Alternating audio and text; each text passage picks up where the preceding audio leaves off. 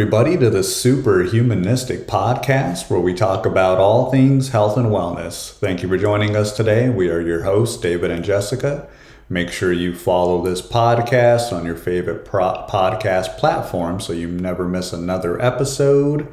We put out one episode a week every Saturdays.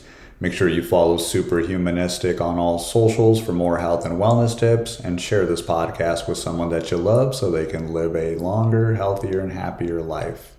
Last week, we talked about peptides. So if you want to learn more about peptides such as collagen and all the ways those can help with anti-aging, cellular repair, muscle recovery, boosting your immune system, a lot of great benefits there. Go back and listen to last week's episode where we break everything down for you. This week, we're going to be talking about seasonal anxiety.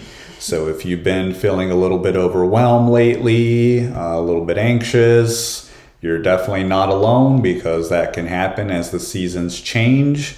A lot of people associate anxiety with those long, cold, dark winters. But actually, you can experience anxiety as well whenever you're transitioning from winter into spring, spring into summer, summer into fall, and so on. And we'll go ahead and talk about how that all works, break down some options for you to help alleviate that anxiety. And you're going to kick it off. Yeah, so, really, the stress of change in general is hard for many people, which is what kind of causes the anxiety to start. And seasonal change is no different, because obviously you're going to experience change in weather, change in your daily routine.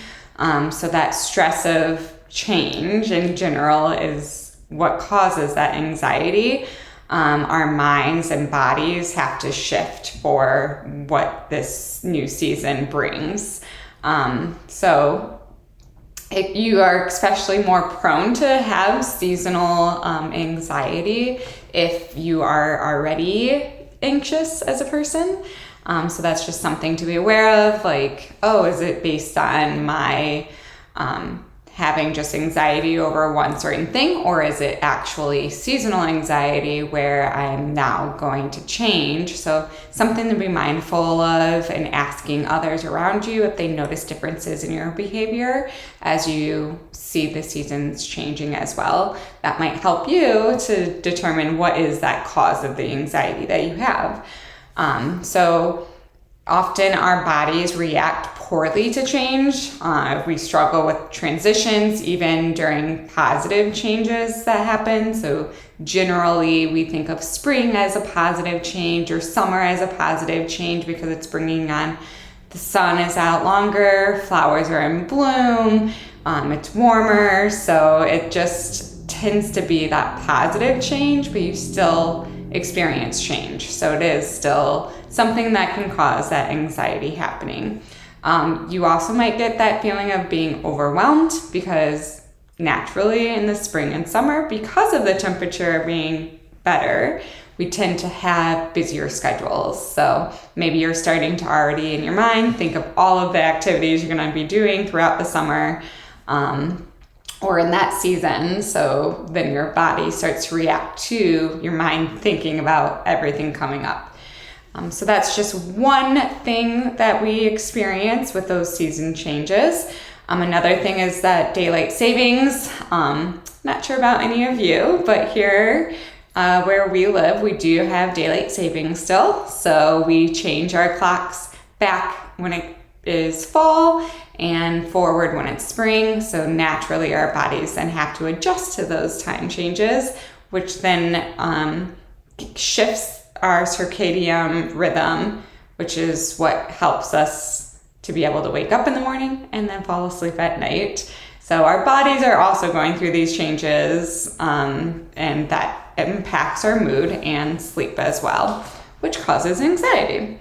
Weather is another thing I touched on a little bit, but those weather fluctuations. So in the springtime especially, we might experience a 60-degree day and it's sunny, and then the next day it's 30 degrees and we're freezing. So that anticipation of the season changing also is causing some anxiety in us.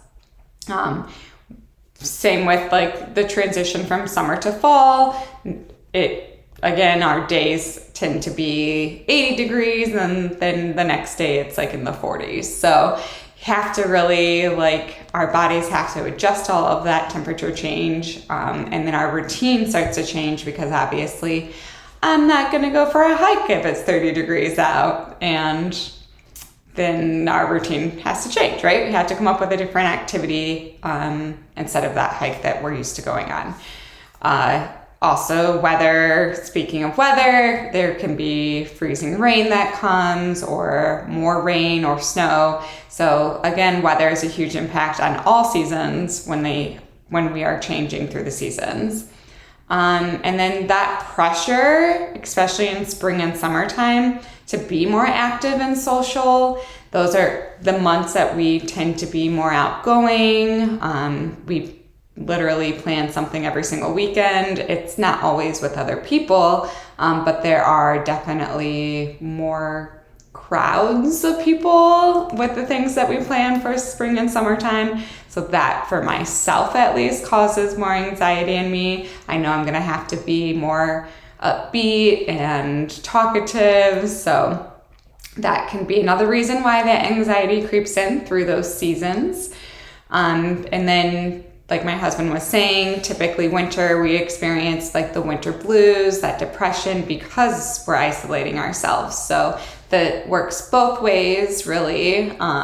Either anticipating having to be more social, or that anticipation of like, now I'm going to start to be alone and not go out as much.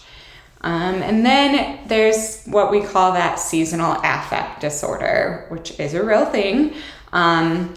For winter and fall, or fall and winter, we experience that seasonal affect disorder in the form of depression, because there's less daylight, less vitamin D, and we're isolating ourselves. So we're staying at home. We might be eating more and more of the wrong foods, because naturally when it's cold, our bodies are craving those foods to bulk up a little bit during the winter months, right? Hibernation, bears do it, they get fat and then sleep all winter. Same for humans, right? Any animal, it's an instinct to eat more in the winter. So then we experience that SAD, the seasonal affect disorder. The reverse for summer and spring of SAD is the reverse SAD. And that's where you experience more of those anxiety, the anticipation of, oh, now I have to look good again. I have to make sure I'm working out. I'm going to be in a bathing suit. I'm going to be around more people. So you experience some of the irritability, insomnia. Our appetite might change to have a loss of appetite now. And then some agitation comes along with that. So as with anything, for anxiety and depression, especially in our mental health, seek help through our friends, through people that we loved. And if that's not enough, make sure that you go and speak to a doctor about your anxiety or depression that is coming. Make sure that you are tracking it as well. It can help you a lot to anticipate the changes that are coming. That way you're able to handle it better, and knowing like, oh, okay, it's going to be spring, it's going to be summer, I know things are coming. So making a plan and sticking to that plan to help ensure that you are getting what you need.